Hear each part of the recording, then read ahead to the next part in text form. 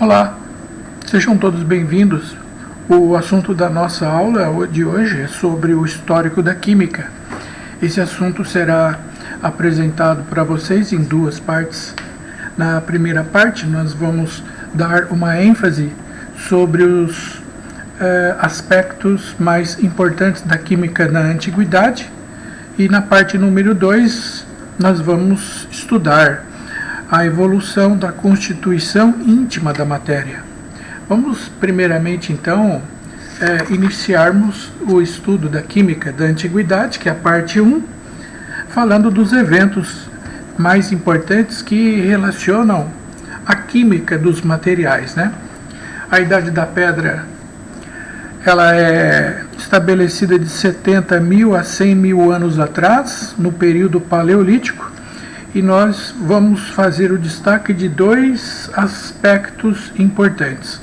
O primeiro aspecto que utiliza a química propriamente dito é na trituração de pigmentos provenientes de plantas ou de minerais que eram utilizados como corantes, que o homem primitivo fazia as suas gravuras nas rochas, constituindo as famosas inscrições rupestres.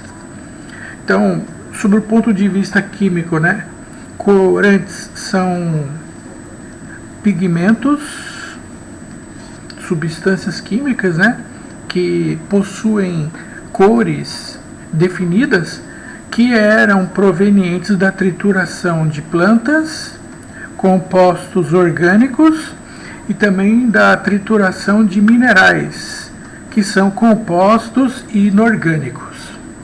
Um outro evento que deve ser ressaltado na Idade da Pedra, que usa substâncias químicas, é o fogo especificamente, né? O fogo, na verdade, ele é originado através de uma chamada reação de combustão.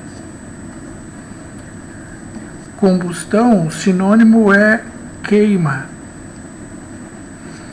E nesse caso, especificamente nessa combustão, ocorre a reação química de um determinado combustível, e esse combustível vai reagir com um componente do ar conhecido como comburente, que no caso especificamente esse comburente é o oxigênio da atmosfera, e que faz com que essa reação química do combustível com o comburente origine produtos da combustão, mais luz e também calor, né? Energia térmica proveniente da reação de combustão. Então, quimicamente, as substâncias, os materiais que constituem compostos químicos já eram usados desde a Idade da Pedra, na pré-história, no período paleolítico, na formação de corantes, que são constituídos de pigmentos químicos de natureza orgânica e inorgânica, e também na formação do fogo.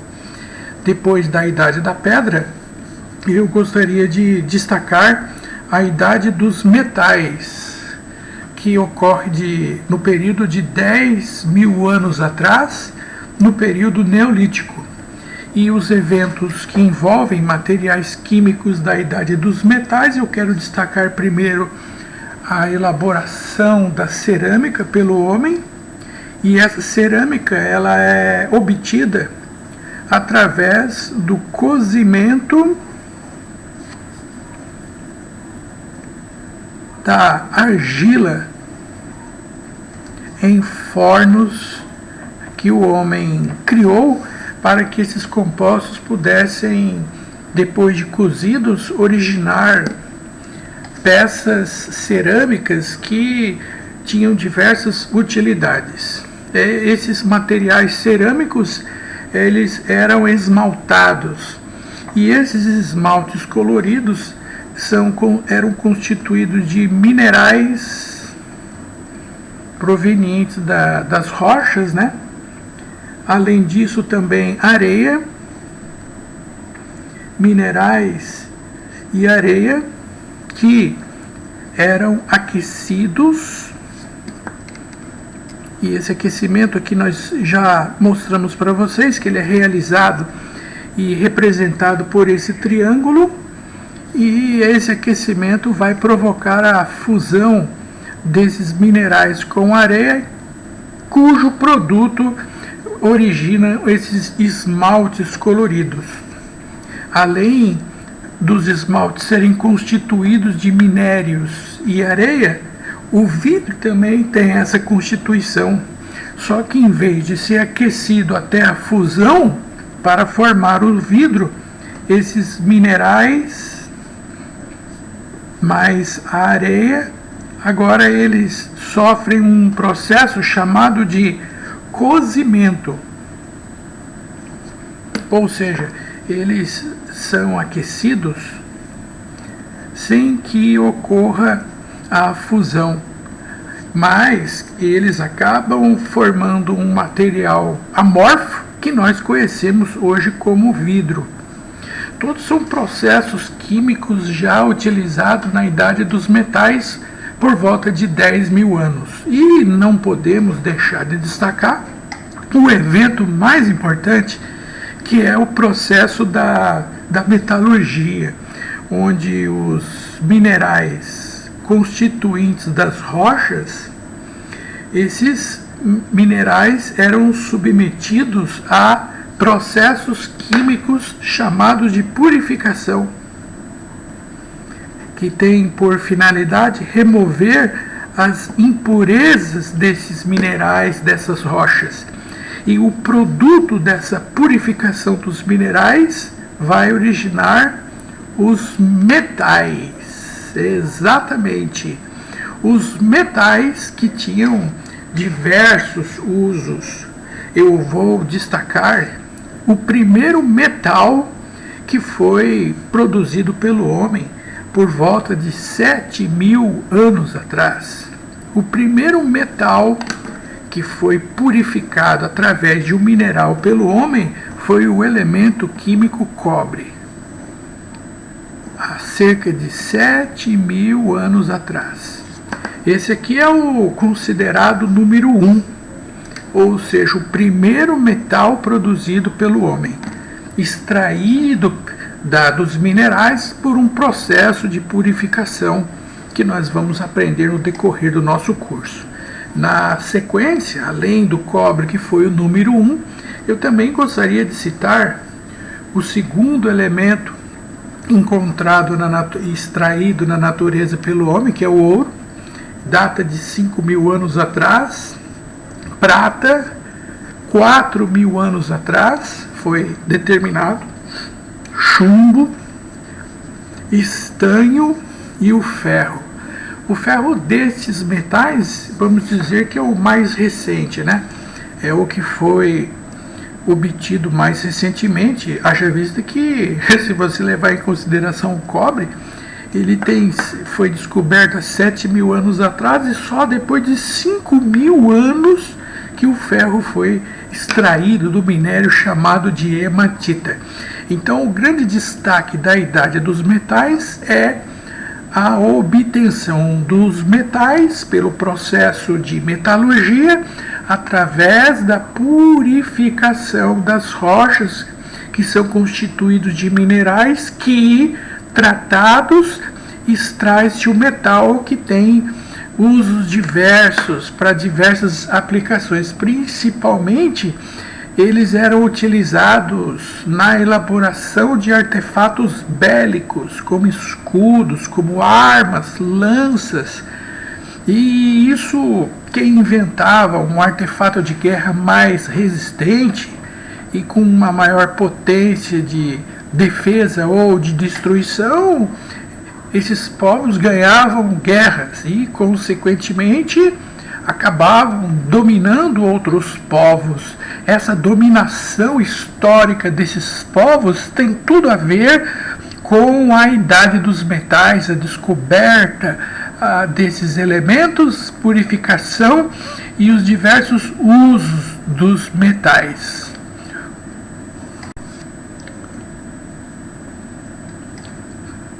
Após a idade dos metais, especificamente, eu vou fazer também a citação da idade do bronze, processo que data de 5.000 anos atrás.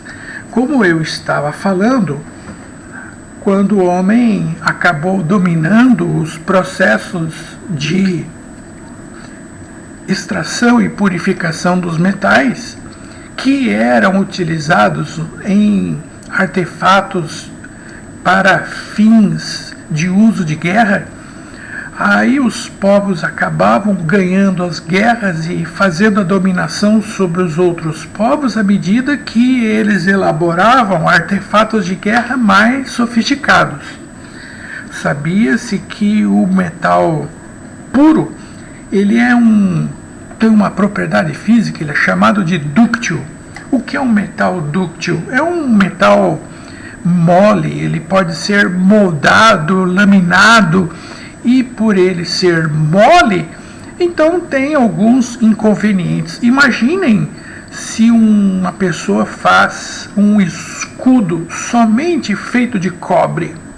Como o metal cobre ele é muito mole, uma lança, né, com a sua extremidade pontiaguda de ferro, se for lançada sobre um escudo feito de cobre, ele vai perfurar o escudo de cobre e, consequentemente, vai atingir, podendo levar à morte da pessoa, do soldado. E aí uma guerra pode ser decidida somente se os escudos dos soldados não conseguem protegê-los. Aí descobriram que se eu associar ao bronze o estanho, ao cobre, né? Se eu associar ao cobre o estanho, eu tenho uma liga metálica chamada de bronze. Bronze é uma mistura de dois metais, onde eu tenho cobre com estanho, e essa associação desses dois metais vai fazer com que o metal mais abundante, que é o cobre, ele fique mais duro e resistente à tração, a perfurações. Desse modo, na questão bélica, se ao escudo de cobre eu adiciono o estanho na sua constituição, esse escudo fica mais duro e, consequentemente, uma lança com pontiaguda feita de ferro lançado, ela não consegue atravessar o escudo de bronze. E isso, consequentemente, confere uma defesa ao soldado. E ele não morrendo, essa guerra pode ser revertida e mudar o curso da história. O bronze, por sua vez, por ser mais duro, ele era utilizado na fabricação de escudos, materiais de uso bélico. Depois da Idade do Bronze, onde o homem aprendeu a fazer associações de metais que lhe conferem propriedades especiais, nós temos, no período de 1200 a 600 anos antes de Cristo, em destaque nós temos a Idade do Ferro.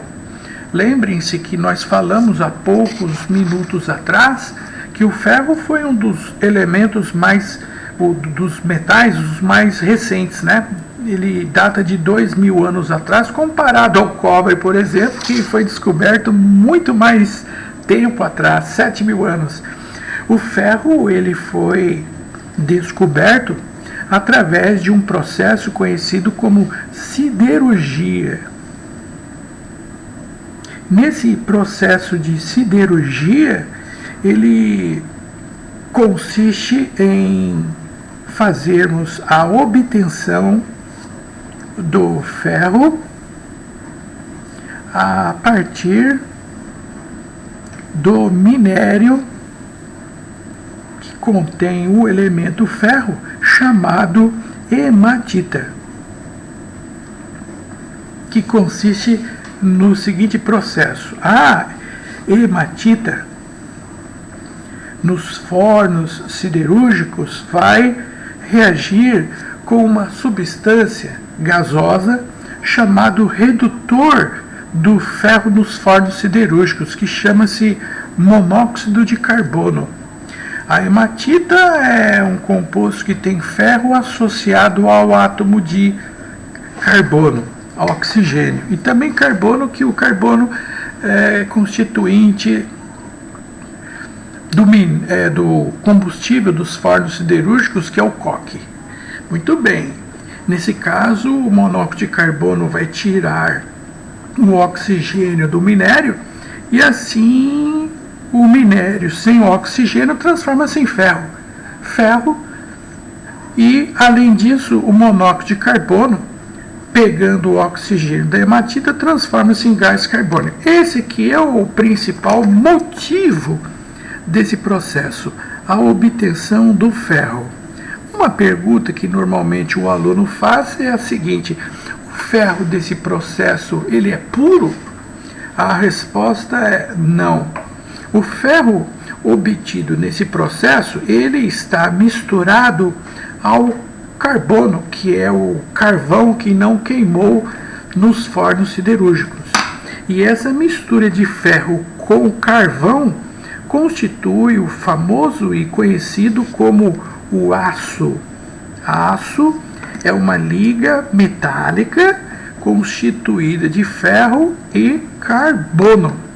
De um modo geral, eu posso associar um outro metal para dar uma qualidade especial ao aço, mas é preferível o ferro associado a um outro elemento que lhe confere uma dureza maior do que obtê-lo ferro puro, já que ele é dúctil e maleável, e para realizar confecções de materiais contendo ferro não é nada bom você confeccionar, por exemplo, uma viga com estrutura de ferro puro, já que ele é mole. Essa viga não aguenta, a estrutura cai. Então, por isso, o aço é preferencialmente obtido nesses processos siderúrgicos de obtenção do ferro. Depois da idade dos metais, a idade do bronze, a idade do ferro, eu também tenho obrigação de fazer uma citação dos processos orgânicos. Esses eventos anteriores, como a idade do ferro, do bronze e dos metais, são eventos que levam em consideração a química inorgânica ou mineral, mas não somente a química mineral ou inorgânica está em destaque. Na história da química existem também processos milenares, como o tingimento do couro, utilizado na atividade dos curtumes. Nesse caso, os corantes e o couro são materiais orgânicos, ou somente o couro usando pigmentos minerais, enfim. Os sabões são produzidos através de uma gordura animal, que é um processo conhecido como reação de saponificação, que em um determinado momento do nosso curso nós vamos aprender o que é isso. É uma reação em que um óleo ou uma gordura, seja de origem animal ou vegetal, reage com soda cáustica, e essa reação produzirá o sabão. Outros produtos muito antigos produzidos pelo homem na antiguidade, que utilizam compostos orgânicos, são os perfumes, os medicamentos, que são compostos orgânicos que possuem funções orgânicas que nós vamos ver no decorrer do nosso curso, como ésteres, fenóis, etc., velas, outra atividade bioquímica na conservação de alimentos, como o homem aprendeu a técnica de conservação de alimentos, retirando do alimento água, consequentemente, sem água, as bactérias não proliferam. E sem a bactéria ocorre a conservação de carnes, pescados. Isso permite com que a caça realizada e depois a preparação da carne, ela possa ser submetida a esse processo de desidratação, né, e conserva ela por muito mais tempo. Também o homem aprendeu a fazer uso desses compostos orgânicos para fazer a mumificação dos mortos, a conservação do cadáver. Também eu vou destacar aqui os processos que envolvem quimicamente uma reação muito conhecida na química orgânica da fermentação alcoólica. E nessa fermentação o homem fez uso dela para fabricar o vinho pela fermentação, né, dos compostos de açúcar, produção de pães, né, e etc. Depois desse evento que envolve os compostos da química orgânica, a história da ciência apresentam as ideias filosóficas no que se diz respeito à constituição da matéria. Existe aqui nessa aula a parte 2, especificamente para fazer estudo dessas ideias filosóficas. Eu só vou fazer aqui um comentário geral, que os principais filósofos gregos que foram utilizados para falar sobre a constituição da matéria, 490 anos antes de Cristo, Empédocles afirma que a matéria ela é constituída por 4 elementos, que são ar e terra, fogo e água, que posteriormente, por volta de 350 anos antes de Cristo, o outro filósofo grego chamado Aristóteles deu qualidade a esses elementos de quente, frio, úmido e seco. Isso tudo será melhor elucidado, transmitido no próximo, na parte 2 desse assunto. E por volta de 400 anos antes de Cristo, os filósofos gregos chamados de Leucipo e Demócrito, eles disseram que, na verdade, a matéria não é constituída desses elementos que Empédocles e Aristóteles afirmaram. Não, nada disso, não é ar, terra, fogo e água. A matéria é constituída de partículas minúsculas, indivisíveis e indestrutíveis, chamadas de átomo, que ao pé da letra significa partículas não divisíveis. Isso tudo, como eu disse, eu estou fazendo apenas uma colocação desse termo no evento da história da ciência, especificamente da química. Então, isso vai ser estudado na parte 2 desse assunto.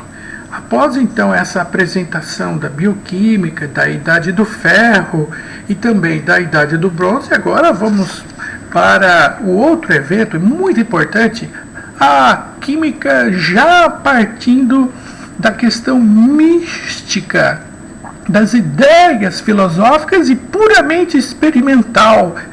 Experimental, sim, entra agora na era da alquimia. Sim, exatamente. A alquimia remete os termos secreto, místicos, artesanais e espirituais. O que isso se refere?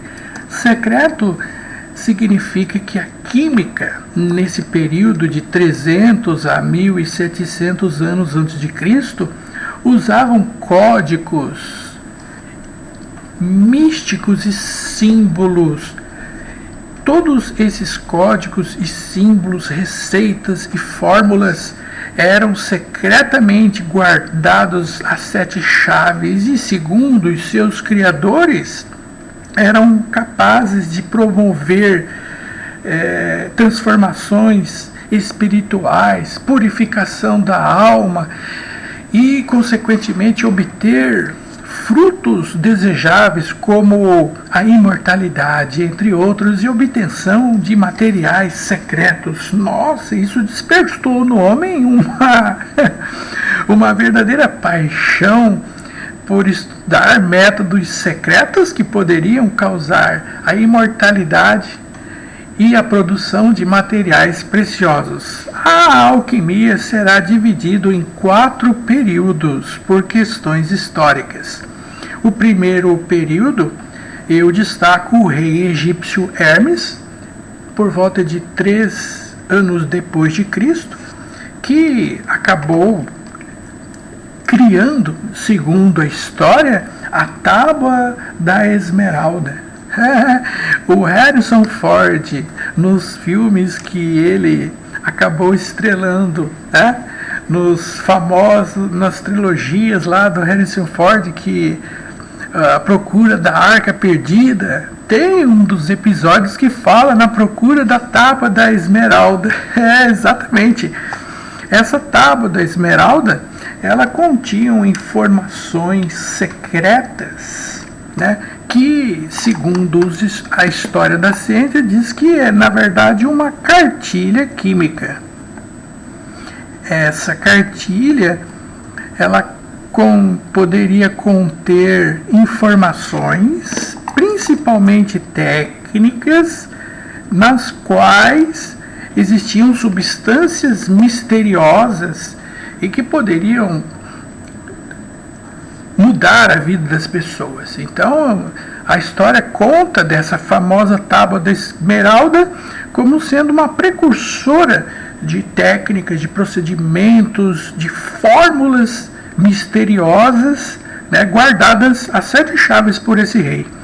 Vou destacar nesse período também o Zósimo de Panópolis, que, de posse das informações dessa tábua, que segundo ele descobriu, ele criou receitas químicas, e essas receitas tinham por finalidade, segundo essa pessoa, o mistério da transmutação. Transmutação significa transformação de materiais em outros, principalmente outros preciosos, como ouro, prata, entre outros.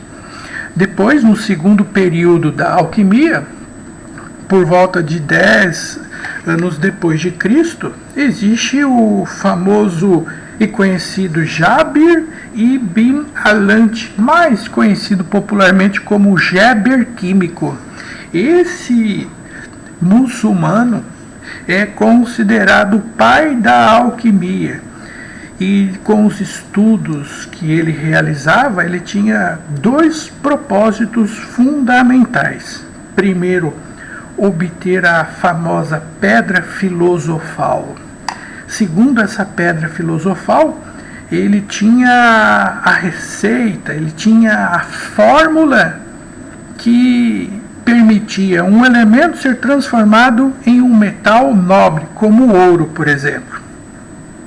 Vou colocar aqui, obtenção do ouro a partir de um outro elemento diferente, não nobre. E uma fórmula, uma receita que contém substâncias que, se ingeridas, pode causar um efeito muito positivo, a sonhada imortalidade. Esses, na verdade, eram os principais símbolos, as crenças estabelecidas pelos alquimistas. Descobrirem fórmulas químicas que transformavam um metal não nobre em ouro e, principalmente, a fórmula da imortalidade. Mas que hoje nós sabemos que ainda não foi inventado pelo homem. Ficava no campo ainda do misticismo, do espiritualismo, né? Mas, recentemente, eu vou agora para o terceiro período da alquimia, por volta de, no ano número 11 depois de Cristo, onde a alquimia já deixa de ser mais, digamos, mística e se torna mais material, algo mais sensato, real, e não no campo da feitiçaria química, podemos dizer assim, né? Eu vou destacar nesse período o cientista Paracelso, que acaba desenvolvendo uma parte da alquimia conhecida como iatroquímica. O que isso significa? Quer dizer que eles fazem uso da química para que compostos químicos possam curar doenças. Sim, é a química medicinal que nós temos hoje, atualmente. Ela iniciou-se por volta de 11 depois de Cristo por Paracelso, que disse que a química, através dos seus compostos, poderia não, né? Cura doenças. São os medicamentos, né? Os fármacos, que hoje nós sabemos que sem eles milhões de pessoas poderiam morrer ou até causar, quem sabe, a extinção da humanidade se não houvesse a descoberta dos antibióticos, por exemplo, né? Então, o campo da alquimia usado para tratar doenças através de medicamentos é o que estuda a iatroquímica, medicina e fármacos, medicamentos. Ok, isso é muito importante, muito importante. Praticamente a química medicinal, ela nasce com o aperfeiçoamento das técnicas da alquimia. No último período, no quarto período, aí a química da superstição, das receitas milagrosas, dá origem a uma ciência exata, a química moderna, que nós trabalhamos hoje, na química geral, química inorgânica, atomística, físico-química, química analítica, enfim. Química é uma ciência exata. Não há misticismo, não existem crenças espirituais para a ocorrência de uma reação. Não. Química é uma ciência exata. E dessa ciência exata nós temos absolutamente tudo hoje voltado para essa ciência, né? As questões materiais eu estou me referindo, né? E alguns eventos históricos do quarto período da alquimia, que praticamente inicia o estudo da química moderna, alguns eventos serão discutidos, inclusive, na segunda parte dessa aula, referente ao estudo da evolução da constituição íntima da matéria. Destaco aqui Robert Boyle, em 1610, que estabeleceu as etapas do método científico: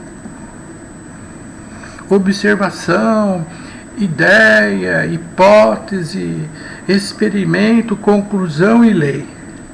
1765, Cavendish descobriu o chamado ar inflamável. Ar inflamável é uma substância gasosa constituinte do ar que pega fogo. E hoje nós conhecemos essa substância, tem nome, chama-se hidrogênio.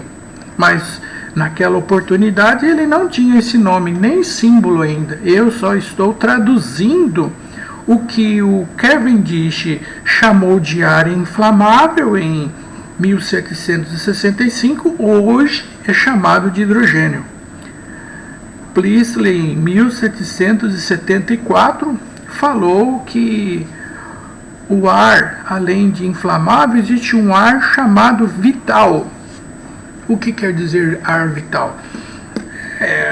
Significa que nós respiramos o ar e por conta de respirarmos o ar, por isso nós estamos vivos, certo? Então existe na verdade, um componente do ar que nós respiramos e é essencial para a existência da vida, no que se diz respeito aos seres vivos. Ah, é? Muito bem. Então, qual é especificamente o componente desse ar vital responsável pela existência da vida? Lavoisier falou que este componente do ar essencial para a existência da vida tem nome? É o oxigênio. Pois é, já pensou? O oxigênio acaba sendo descoberto por Lavoisier, que além deste evento, eu destaco que Lavoisier também acabou estabelecendo a conhecida lei da conservação das massas. E mais adiante, depois de descobrir que o componente do ar responsável pela existência da vida é o oxigênio, ele afirma também que outra característica do oxigênio, ele é a substância essencial para ocorrer a combustão. Ou seja, Lavoisier descobriu que o oxigênio chama-se comburente, substância essencial para que ocorra o processo da combustão. Nossa, meus amigos, quanta coisa interessante sobre o ponto de vista da química, né? Nós vimos nesse estudo preliminar, né, que a química inicialmente, vou fazer aqui um breve resumo, né? Na Idade da Pedra, na pré-história, já apareceu a química na elaboração dos corantes que os homens primitivos faziam as suas gravuras na pedra. Além disso, também usavam fogo. A descoberta do fogo ocorreu pelo atrito que alguns materiais com a faísca fez um combustível pegar fogo. A seguir, na Idade dos Metais, eu mostro para vocês o principal evento, a purificação dos minérios, que vai originar os metais. E o metal mais antigo, o número 1, que o homem descobriu há cerca de 7.000 anos atrás, é o cobre. E o mais recente é o ferro, com 2.000 anos atrás. Os metais, em geral, eles são dúcteis e maleáveis, isto é, eles são moles. Então, o que o homem fez? Associou ao cobre o estanho e originou uma liga metálica chamada de bronze. Isso acaba revolucionando a questão dos artefatos bélicos usados na guerra, que faz com que os artefatos de bronze sejam mais duros e resistentes à perfuração.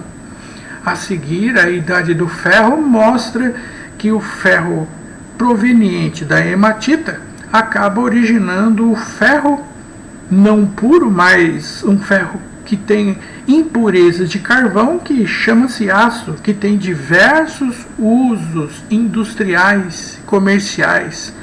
Não somente a química mineral, mas também alguns eventos da química orgânica. A química que trata dos compostos provenientes dos seres vivos, que vai do tingimento do couro, produção do sabão, até os produtos que fazem uso do processo de fermentação, usando leveduras e fungos que acabam formando gás carbônico, enfim, e álcool. Das ideias filosóficas, que será parte 2 desse estudo e finalizamos essa parte inicial do histórico da química com, sem dúvida, o objeto mais interessante, né? Mais instigante, que é a formação dos produtos químicos através de fórmulas secretas e misteriosas que tem todo um misticismo, né? Que é a história da alquimia, até chegarmos aos dias de hoje. A atenção, fico agradecido a todos pela oportunidade. Em seguida, vamos fazer os exercícios que fazem uso de todos esses conceitos, todos os conceitos que foram apresentados, e até a próxima semana. Meu muito obrigado a todos.